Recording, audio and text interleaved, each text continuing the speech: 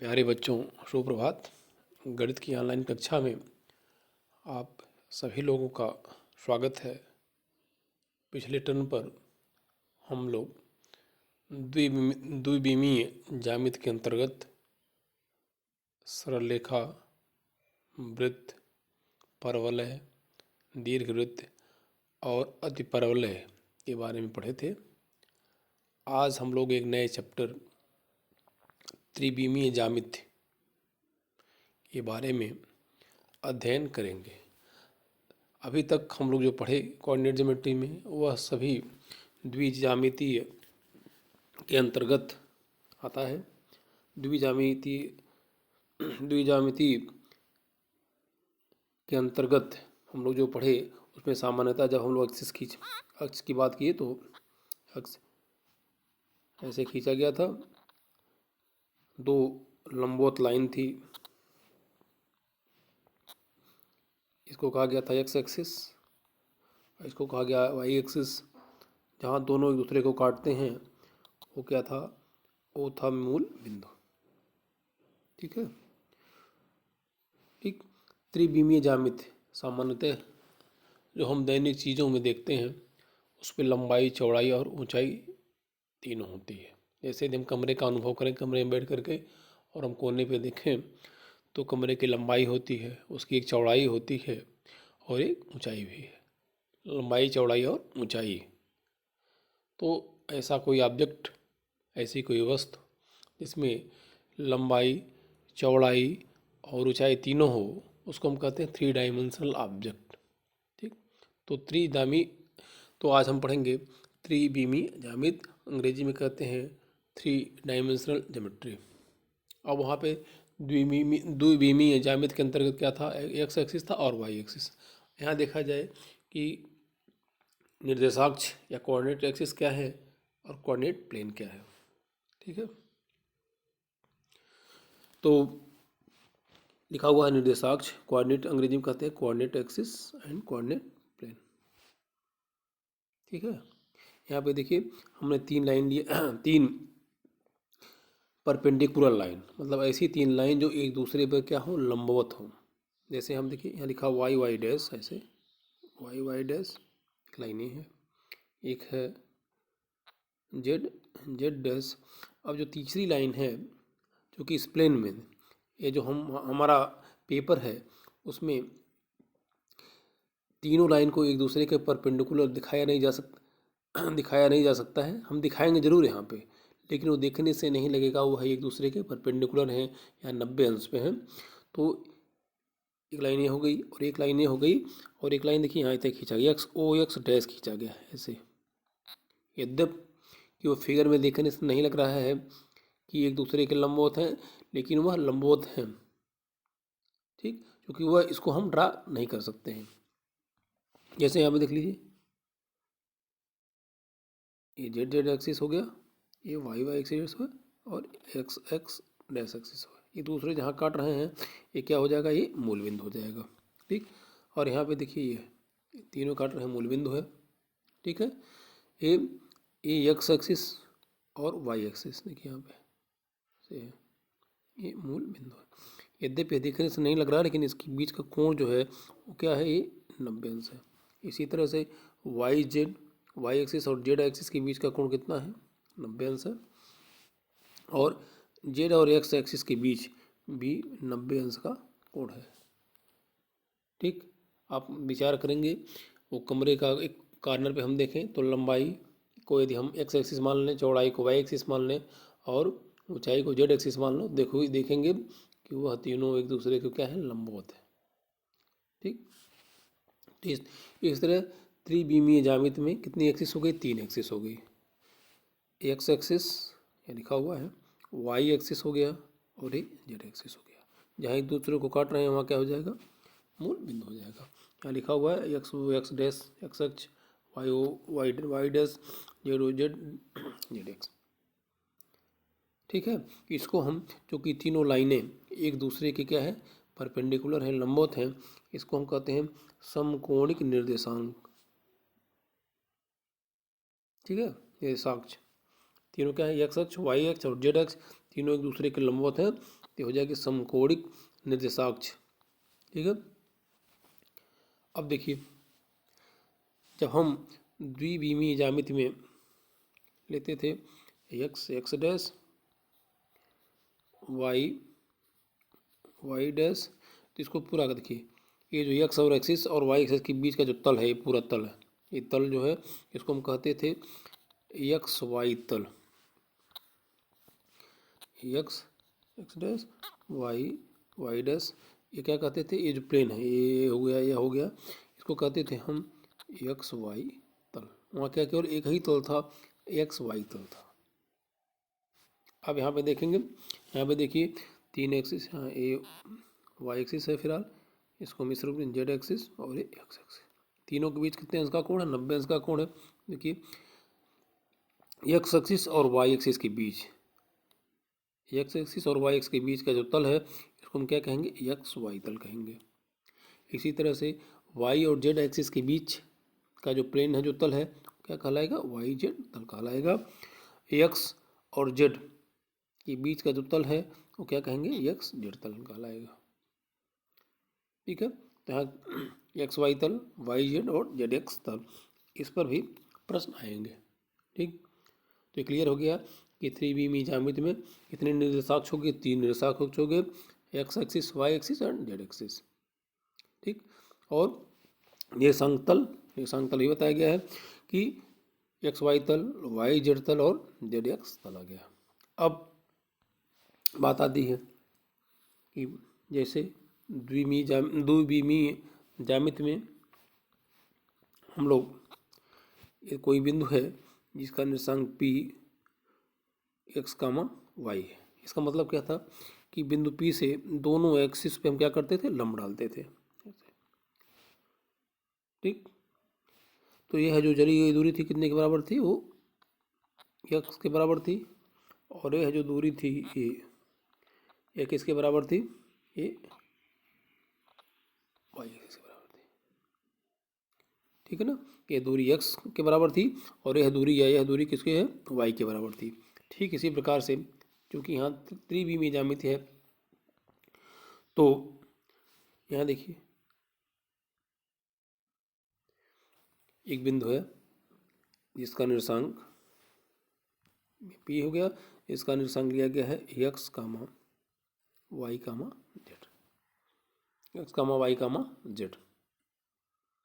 अब बिंदु पी से यदि एक्स वाई तल पर, देखिए बिंदु पी से एक्स वाई तल पर लंब डाल दिया गया है, तो यह दूरी मूल बिंदु से, यह दूरी देखिए यहाँ पे, यह दूरी एक्स के बराबर है, मतलब यह दूरी किसके बराबर है, वाई के बराबर है, और ये जो लंब डाला गया, लंब की लंबाई पी एम, ये किसके बराबर है, जेड के बराबर है।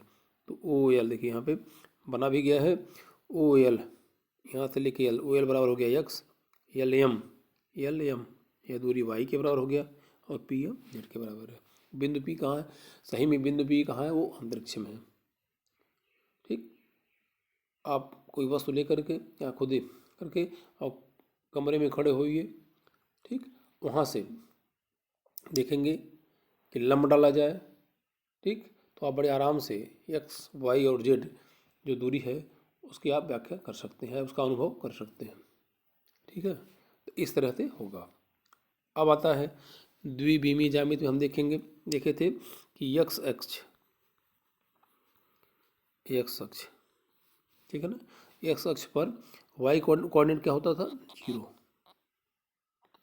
एक्स अक्ष पर वाई कोऑर्डिनेट 0 होता था, वाई अक्ष पर क्या होता था, एक्स कोऑर्डिनेट 0 होता है। लेकिन यहाँ चूँकि एक्स वाई और जेड 3 एक्सिस है, तो यहाँ क्या होगा, एक्स एक्सिस पर वाई और जेड दोनों का मान क्या हो जाएगा, 0 हो जाएगा। तो यहाँ लिखा भी है एक्स अक्ष पर किसी बिंदु का निर्देशांक किस प्रकार का होता है। देखिए यहाँ पे एक्स वाई निर्देशांक हो गया 0, जेड निर्देशांक हो गया 0, तो एक्स का 0 का मान 0 हो गया। ठीक, वाई एक्स पर क्या होता है, वाई एक्स पर क्या होगा, एक्स का मान 0 हो जाएगा और जेड का मान 0 हो जाएगा। इसी तरह जेड एक्सिस पर, जेड अक्ष पर एक्स का मान 0 होगा, वाई का मान 0 होगा और तो रहेगा ये। तो इस प्रकार से जब भी कहता है कि कोई बिंदु एक्स एक्सिस पर स्थित है तो उसको हम इस तरह से मानेंगे, वाई एक्सिस पे कहेगा तो इसको मानेंगे, जेड एक्सिस पे कहेगा तो इसको मानेंगे। ठीक, अब अगला देखिए, यहाँ 3 तल अभी बताया गया है। क्या प्रकार, कितने प्रकार के होते हैं? X Y, Y Z, Z X. तो एक्स वाई तल, एक्स वाई तल माने ये वाला तल, ये वाला जो प्लेन है, एक्स वाई तल। तो एक्स वाई तल में यदि कोई बिंदु स्थित है तो एक्स और वाई, तो एक्स और वाई तल पर स्थित किसी बिंदु का निर्देशांक लिखना होगा। तो एक्स वाई तल में जेड का मान क्या हो जाएगा? 0 हो जाएगा। तो एक्स वाई तल पर किसी बिंदु का निर्देशांक किस प्रकार का होगा? एक्स कामा वाई कामा 0। वाई जेड तल पर, वाई जेड तल पर किसी बिंदु का निर्देशांक क्या हो जाएगा? यहाँ लिखा वैसे भी नाम से स्पष्ट वाई जेड, तो वाई और निर्देशांक रहेगा, जेड निर्देशांक तो रहेगा ही, एक्स का मान क्या हो जाएगा? 0। तो देखिए वाई जेड तल पर इस प्रकार का हो जाएगा। ठीक, जेड एक्स, तो जेड में इसका मतलब जेड वाला निर्देशांक रहेगा, एक्स वाला निर्देशांक रहेगा और वाई का निर्देशांक 0 हो जाएगा। तो बहुत इंपॉर्टेंट है कि यदि कोई बिंदु एक्स वाई या वाई जेड या जेड एक्स तल पर स्थित है तो उसका निर्देशांक किस प्रकार होगा। इसी प्रकार से यदि वह एक्स अक्ष पर, वाई अक्ष पर और जेड अक्ष पर स्थित है तो उसका निर्देशांक किस प्रकार होगा। ठीक, मूल बिंदु का निर्देशांक वहाँ था 0,0 था, यहाँ 0,0,0 हो जाएगा। तो ये हो गया। तो हम जब भी इस त्रिविमीय ज्यामिति में किसी बिंदु का निर्देशांक मानना होगा तो हम मान लेंगे एक्स कामा वाई कामा जेड। ठीक, 2 बिंदुओं का निर्देशांक मानना हो तो जैसे वहाँ क्या मानते थे? x1 y1 मानते थे, यहाँ x1 y1 z1 मान लेंगे और दूसरा क्या मानेंगे? x2 y2 z2 मान लेंगे। ठीक है, तो यह हो गया कि त्रिविमीय ज्यामिति में किसी बिंदु का निर्देशांक हम कैसे दिखाते हैं, एक्स अक्ष पर कैसे उसका किस प्रकार का होगा, वाई अक्ष पर किस प्रकार का होगा किसी बिंदु का निर्देशांक, जेड पर क्या होगा, एक्स वाई तल पर क्या होगा, वाई जेड तल पर और जेड एक्स तल पर क्या होगा। ठीक, अब वहाँ था, यदि याद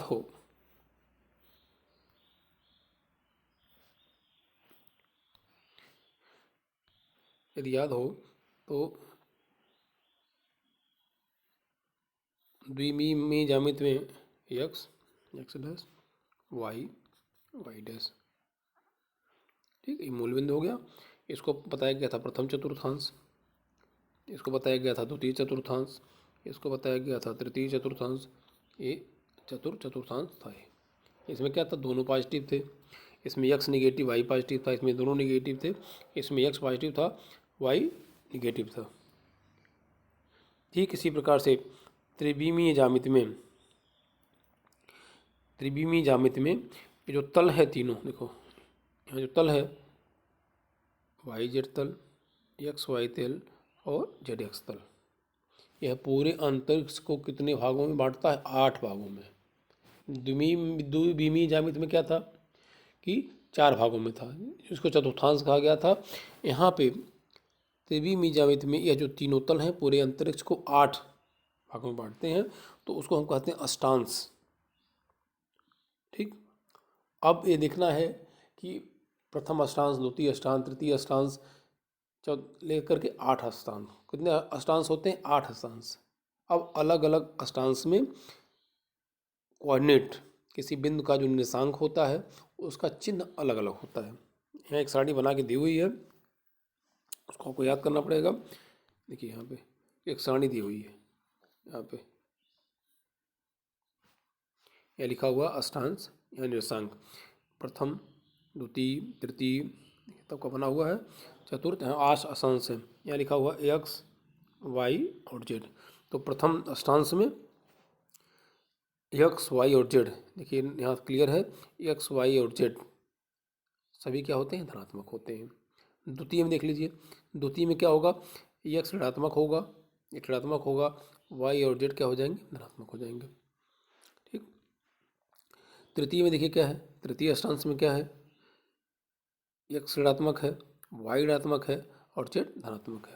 तो इस प्रकार से हम इसको एक बार प्रैक्टिस कर लेंगे लिख करके, 2 बार क्लियर हो जाएगा कि किस अष्टांश में कब एक्स वाई जेड कब धनात्मक होगा कब ऋणात्मक होता। ये कभी कभी एक आध नंबर का प्रश्न आ जाता है, पूछ लेता है, जैसे पूछ लेगा कि -2, 3, 4 किस अष्टांश में है, तो हम देख लेंगे। यहाँ क्या है, एक्स निगेटिव है, बाकी दोनों पॉजिटिव है, इसका मतलब वो निश्चित है कि द्वितीय अष्टांश में आएगा। ठीक है, तो ये सब तो हो गया त्रिविमीय ज्यामिति की व्याख्या अभी तक। अब द्विविमीय ज्यामिति की तरह हम लोग दो बिंदुओं के बीच की दूरी, वहाँ भी हम लोग पढ़े थे दो बिंदुओं के बीच की दूरी का फार्मूला, यहाँ भी पढ़ेंगे।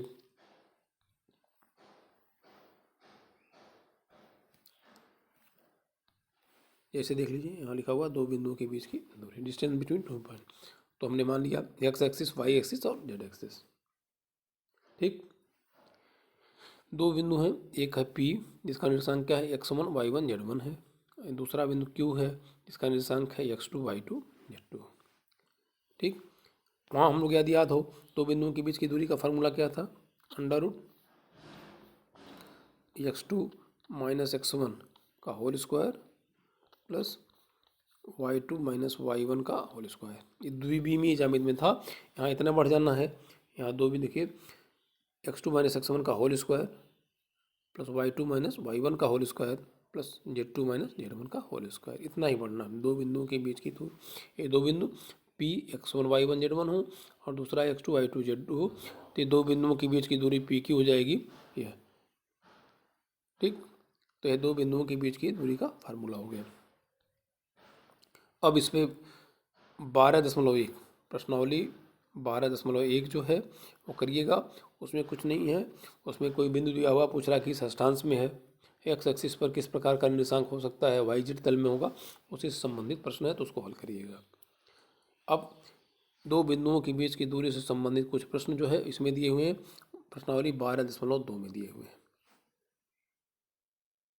ठीक है, और सेम सब कुछ नियम वही है जो हम लोग द्विविमीय ज्यामिति में पढ़े हुए हैं। जैसे वहाँ भी था कि तीन बिंदु दिए थे, पूछता का तीनों बिंदु थे, देख लीजिए कि तीनों बिंदु संरेख हैं, तो संरेख सिद्ध करने के लिए हम लोग क्या करते थे कि तीनों बिंदु को हम मान लेते थे, ए बी सी मान लेते थे, फिर ए बी फिर क्या करते थे बी सी और सी ए, ऐसे तीन निकालते थे, ए बी बी सी ए निकालते थे, और हमें ये देखते थे कि यदि किन्हीं दो का योग तीसरे के बराबर हो तो हम कहते थे कि वो संरेख है। ठीक इसी प्रकार से यहाँ भी करना है। जैसे सिद्ध देखिए लिखा हुआ, सिद्ध करना कि तीनों बिंदु संरेख है, ये तीनों बिंदु संरेख है। तो हम मान लिए, नाम दे दिए तीनों बिंदु का कि एक बिंदु P है, दूसरे को मान लिया हम Q, तीसरे को मैंने मान लिया R, PQ R। तो दूरी का फार्मूला लगा करके PQ का मान निकाल लिया गया है, QR का मान निकाला गया है, PR, ठीक है ना, निकाल लिया गया PQ QR और PR। सबसे पहले क्या करेंगे, तीनों मान निकाल लेंगे, आप ABC भी मान सकते हैं।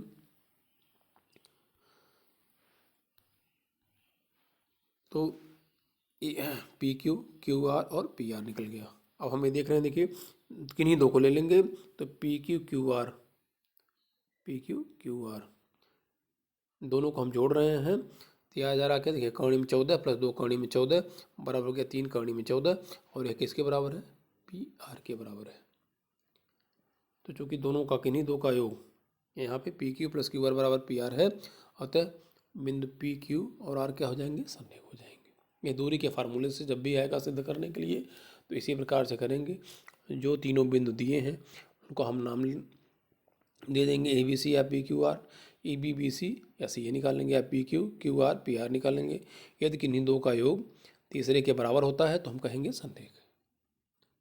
ठीक, अब इसमें और तरह से भी आ सकता है कि सिद्ध कीजिए कि तीन बिंदु ऐसे करता, तीन बिंदु कोई तीन बिंदु रहेगा और मान लीजिए A B और C कहेगा सिद्ध कीजिए कि समद्विबाहु। तो समद्विबाहु त्रिभुज का मतलब क्या होता है कि जिसकी दो भुजाएं बराबर होती हैं।